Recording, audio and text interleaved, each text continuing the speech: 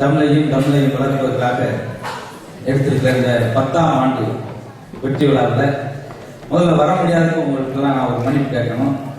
அதை நிறைவு பகுதியோடு நிறைய கேட்டுக்கலாம்னு சொல்லிட்டு பெருசு கேட்கறது இல்லையா?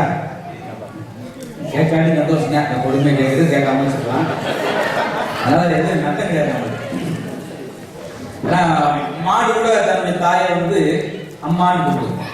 ஆனால் மனுஷன் பங்கின்ற அளவுக்கு ஆகிட்டேன் அப்படின்னா, ஏன்னா தமிழ் வாழ்வதற்கு தயாராக வளர்வதற்கு தயாராக இருக்குது, வளர்ப்பதற்கு தமிழன் தயாராக இல்லை அப்படின்வாங்க.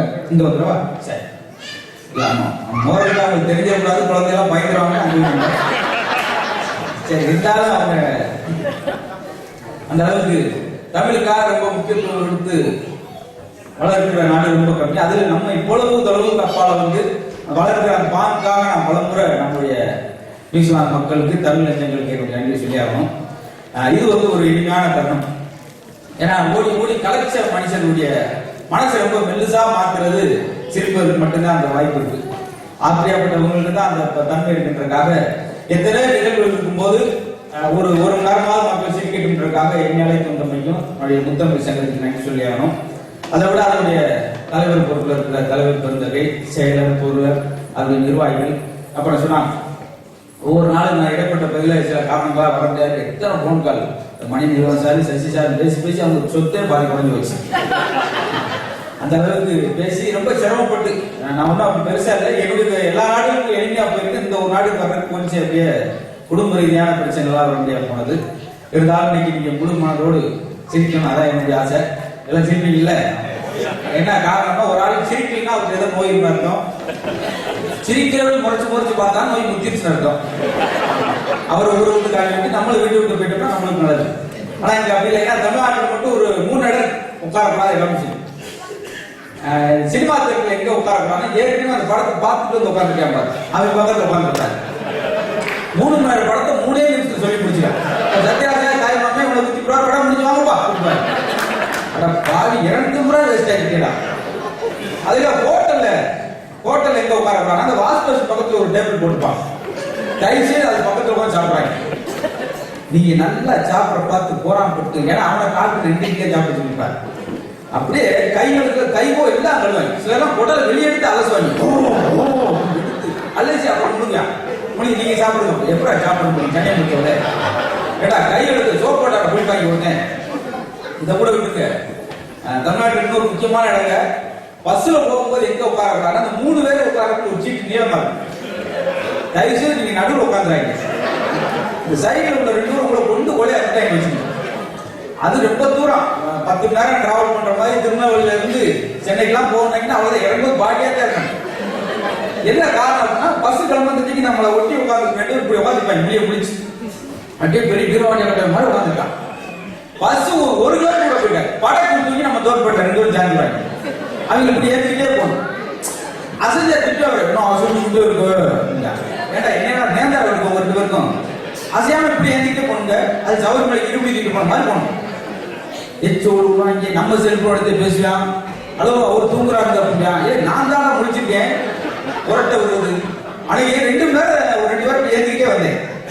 ரொம்ப தாமதமா இருக்குன்னு சொல்லி ஒரு வாட்டர் பாட்டில் ஓப்பன் பண்ணி அப்படின்னு குடிக்க போனேன். வண்டி இப்படி குடிச்சு இப்போ குடிச்சிட்டேன் அப்படின்னு அவன் வெறுங்கனை வெளியே போட்டுட்டு வெறுக்கி உட்காந்து போனேன். எதுக்காக சொல்றேன்னா ரசிப்பு தன்மைக்கு நம்ம பக்கத்துல உட்கார்ந்து கல்லு ரொம்ப நல்லா ரசிக்கக்கூடிய இந்த மாதிரி எந்த நிகழ்ச்சி எடுக்கும்.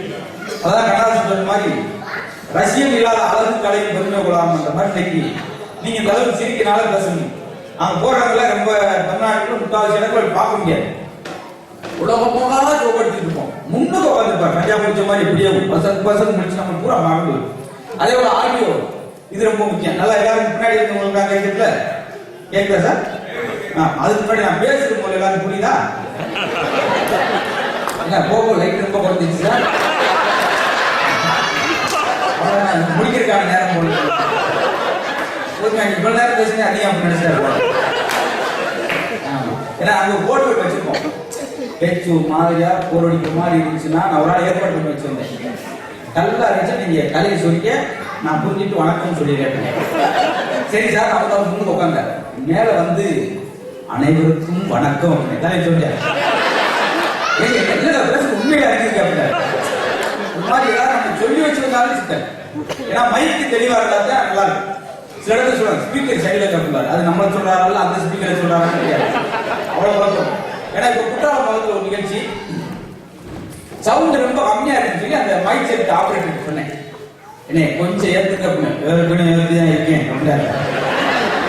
பால் ஏறந்தோ ஏத்திக்கலாம் போலாம்.